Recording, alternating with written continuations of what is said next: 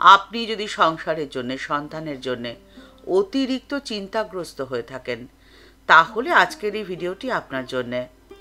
অঙ্কুরোদ্গম হওয়ার কোনো শব্দও হয় না, কেউ দেখতেও পায় না, কিন্তু যখন একটি গাছ ফুলে ফলে পরিপূর্ণ হয়ে ওঠে তখন তা কারো দৃষ্টি এড়ায় না। আর ঠিক সেই জন্যই দুনিয়ার সমস্ত বাধাকে জয় করার জন্যে দুটি জিনিসের দরকার। প্রথম নীরবতা, আর দ্বিতীয় নীরব বিচ্ছিন্নতা। আপনাকে নীরবে নিজের কাজটুকু করে যেতে হবে। আপনি যদি নিজেকে নিয়ে, নিজের সংসারকে নিয়ে, নিজের সন্তানকে নিয়ে অতিরিক্ত চিন্তাগ্রস্ত হয়ে পড়েন, তাহলে আপনি নিজের কাজটুকু করতেই পারবেন না।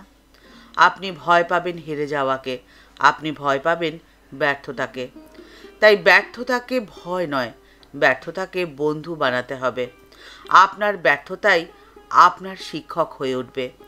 ব্যর্থতার মধ্যেই আপনি খুঁজে পাবেন সফলতার পথ। আপনার সবথেকে বড় শক্তি হলো আপনার আজকের কষ্ট, আপনার আজকের চোখের জল। তাই আপনার চোখের জলকে অযথা বয়ে যেতে দেবেন না, তাকে ধৈর্য সহকারে সঞ্চয় করে রাখুন, বাঁধ দিয়ে রাখুন। তবেই তো আপনি টারবাইন ঘুরিয়ে আপনার মনের ভেতরে আপনি শক্তি সঞ্চয় করতে পারবেন, আর সেই শক্তি দিয়ে আপনি দুনিয়াকে জয় করতে পারবেন। দুনিয়াকে দেখিয়ে দিতে পারবেন আপনার ক্ষমতা। আপনার স্বপ্ন যত বড় হবে, আপনি জীবনে তত বেশি কষ্ট পাবেন, আর আপনি যত বেশি কষ্ট পাবেন তত বেশি আপনি শক্তিশালী হয়ে উঠবেন। তাই কষ্টকে কখনো ভয় পাবেন না। সময় চলে তার নিজের ছন্দে। আপনার কাছে সময় সুসময় তখনই হয়ে উঠবে যখন আপনি নিজেকে প্রস্তুত রাখবেন। আপনি যদি নিজেকে প্রস্তুত না রাখেন, তাহলে এমনও তো হতে পারে যে সৌভাগ্য আপনার দরজায় কড়া নেড়ে আপনাকে তৈরি না দেখে চলে গেল। তাই নিজেকে সদা সর্বদা প্রস্তুত রাখতে হয়, তৈরি রাখতে হয়। যে কোনো পরিস্থিতির মোকাবিলা করার জন্যে আপনাকে সদা সর্বদা প্রস্তুত থাকতে হবে। তাই পরিস্থিতি যখন প্রতিকূল, তখন দুশ্চিন্তাগ্রস্ত হয়ে মাথায় হাত দিয়ে বসে পড়া নয়। আপনাকে সেই সময়েও নিজেকে শান্ত মনে, ধৈর্য সহকারে প্রস্তুত রাখতে হবে। শ্রীমা সারদা দেবীর জীবন পর্যালোচনা করলে দেখতে পাই, দক্ষিণেশ্বরে নহবতের ওই ছোট্ট ঘরে প্রায় একটানা 1.5 বছর থেকে ঠাকুরের সেবা এবং ঠাকুরের মা চন্দ্রমণি দেবীর সেবা শুশ্রূষা করে শ্রীমা কামারপুকুর হয়ে জয়রামবাটি গেছিলেন। দীর্ঘদিন পর মেয়েকে কাছে পেয়ে শ্যামাসুন্দরী দেবী অত্যন্ত আনন্দিত হয়েছিলেন। সুখে দুঃখে তাদের গরিবের সংসার চলে যাচ্ছিল। হঠাৎ সেই সংসারে যেন বিনা মেঘে বজ্রপাত হলো।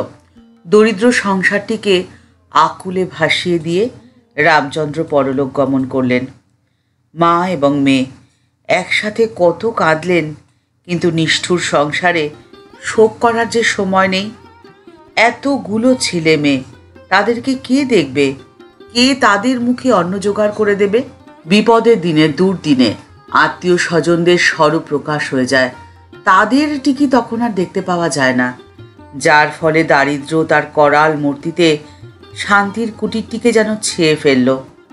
কিন্তু শ্যামাসুন্দরী দেবীর শরীর বেশ সবলই ছিল। তিনি সংসারের সমস্ত দায়িত্ব মাথা পেতে গ্রহণ করলেন। আর শ্রীমা সারদা দেবী এই চরম বিপদের দিনে শান্ত মনে এবং অত্যন্ত ধৈর্য এবং সাহস নিয়ে মায়ের পাশে দাঁড়ালেন। জননীর পরিশ্রম যথাসম্ভব কম করার জন্য তিনি আপ্রাণ চেষ্টা করতেন। শ্রীমায়ের ভাইরা তখন অত্যন্ত ছোট, জমিজমা দেখাশোনার মতো তারা তখনও উপযুক্ত হয়নি। যার ফলে মায়েদের যে সামান্য জমিজমা ছিল, যে জমিজমা থেকে আয় হতো, সেই জমিজমাও দেখাশুনোর অভাবে অন্যের হাতে চলে যেতে লাগলো। ফলে সেখান থেকেও আয় কমে যেতে লাগলো। কি করেন এখন? কিন্তু শ্রীমায়ের ধৈর্য শ্যামাসুন্দরী দেবীর শক্তি হয়ে উঠল। শ্যামাসুন্দরী দেবী উপায় না পেয়ে প্রতিবেশীদের ধান ভাঙার কাজ করতেন। ধান ভাঙা, ধান সেদ্ধ করা ইত্যাদি কাজে মায়ের পাশে পাশে থাকতেন শ্রীমা সারদা দেবী। সাহস, ধৈর্য এবং বুদ্ধি সহকারে মাকে সেই বিপদের দিনে পথ দেখিয়েছিলেন শ্রীমা স্বয়ং, যার ফলে সেই সংসারে ধীরে ধীরে সচ্ছলতা ফিরতে শুরু করলো। শ্রীমা সারদা দেবীর বুদ্ধিতে, শক্তিতে এবং সাহসে ভর করে শ্যামাসুন্দরী দেবী সেই বিপদ কাটিয়ে উঠতে পেরেছিলেন। ঠাকুর শ্রী রামকৃষ্ণ পরমহংসদেব আমাদেরকে শুনিয়ে গেছেন ধর্মের তত্ত্বকথা, ধর্মের গূঢ় রহস্য, কিন্তু তা বাস্তব জীবনে কিভাবে প্রয়োগ করতে হয় সেই শিক্ষা পাওয়া যায় মায়ের জীবন থেকে। মায়ের জীবন এতটাই সহজ সরল এবং এতটাই সাধারণ যে আমাদের প্রত্যেকের জীবনের সাথে যেন তা একদম অক্ষরে অক্ষরে মিলে যায়। ঠাকুর বলছেন, দেখো জলাশয়ের কিনারায় ছোট ছোট গর্ত থাকে, সেখানে মাছ কাঁকড়া এসে জমে। ঠিক একই রকমভাবে মানুষের ভেতরেই ঈশ্বরের প্রকাশ সব থেকে বেশি হয়। এমন আছে যে শালগ্রাম শিলা থেকেও বড় হয় মানুষ, নররূপী নারায়ণ, নরনারায়ণ। প্রতিমাতে যদি তার আবির্ভাব হতে পারে তাহলে মানুষের মধ্যে হবে না গো? প্রতিমার থেকেও তো মানুষ বড়, মানুষ কি কম গা? কিন্তু শুদ্ধ ভক্তের ভেতরেই তাঁর প্রকাশ বেশি। তাই তো নরেন্দ্র, রাখাল এদের জন্যে আমি এত ব্যাকুল হই। মানুষের সমস্ত দুশ্চিন্তা, সমস্ত চিন্তা দূর করে দেন স্বয়ং চিন্তামণি। তিনি তো রয়েছেনই, মানুষ মিছেই চিন্তা করে গোল বাঁধায়। মানুষ যদি শুধুমাত্র তার চিন্তা করে তাহলে তো তার আর কোনো ভাবনাই থাকে না গো। তার চিন্তা করে তার পায়ে নিজেকে সঁপে দাও না, তাহলে দেখবে তোমার সমস্ত ভাবনা, সমস্ত চিন্তা তিনিই করছেন। ঠাকুর সেই জন্য নির্দেশ দিয়েছেন, ভাবের ঘরে চুরি করো না গো। সচ্চিদানন্দ অর্থাৎ সত্যরূপ আনন্দকে লাভ করতে হলে মনটিকে পবিত্র এবং নির্মল করতে হয়। মন আর মুখ এই দুটোকে এক করলেই হলো, এর বেশি কিছু করার দরকার নেই। ঠাকুর বলছেন, দেখো আমি সেই, আমি শুদ্ধ আত্মা, এমন কথাটি কখনো বলতে নেই। ভক্তেরা বলে এসব ভগবানের ঐশ্বর্য। ঐশ্বর্য না থাকলে ধনীকে কে জানতো, কে চিনতো বলো তো?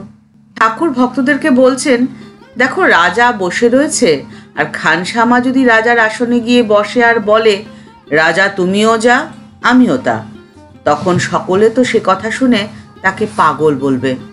কিন্তু খানসামার সেবাতে সন্তুষ্ট হয়ে রাজা একদিন যদি বলেন, তুই আমার কাছে এসে বস, ওতে দোষ নেই।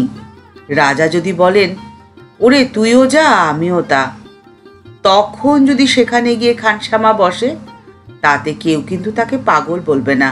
ঠাকুর খুব সুন্দর উপমা দিয়ে বলছেন, দেখো জলেরই তরঙ্গ হয়, কিন্তু তরঙ্গের কি জল হয়? তাই ঠাকুরের নির্দেশ, ঈশ্বরের ভাব তরঙ্গে নিজেকে মাতিয়ে রাখো, তাহলে দেখবে সংসার তোমার কাছে কেমন আনন্দের হয়ে উঠবে। কোনো চিন্তা, কোনো ভাবনা তোমাকে আর ঘিরে থাকতে পারবে না, আর জীবনের সফলতা সে এমনি এমনিই তোমার কাছে এসে ধরা দেবে। ঠাকুর মা ও স্বামীজির চরণে আবমিলুণ্ঠিত প্রণাম জানিয়ে আজকের পর্ব এই পর্যন্তই। দেখা হচ্ছে পরের একটি নতুন পর্বে। আজকের পর্বের উপস্থাপনা আপনার যদি এতটুকু ভালো লেগে থাকে, লাইক বাটনটি প্রেস করে দিতে ভুলবেন না। আপনাদের করা একটি লাইক আমাদের পরবর্তী ভিডিও বানাতে অনেকটা উৎসাহিত করে, আর আপনার মূল্যবান মতামতটি কমেন্টস বক্সের মধ্যে জানালে আমাদের ভালো লাগবে। আপনি যদি এই চ্যানেলে নতুন এসে থাকেন তাহলে চ্যানেলটিকে সাবস্ক্রাইব করে বেল বাটনটি ক্লিক করে দিয়ে অল বাটনটিতে ক্লিক করে দেওয়ার অনুরোধ রইল। তাহলে এই চ্যানেলে ভিডিও আপলোড হলেই আপনার কাছে সবার প্রথমেই নোটিফিকেশনটি চলে যাবে। এই ভিডিওটি আপনার যদি এতটুকু ভালো লাগে অনেকের মধ্যে শেয়ার করে দিতে পারেন। দেখা হচ্ছে পরের পর্বে। ভালো থাকবেন, সুস্থ থাকবেন। নমস্কার।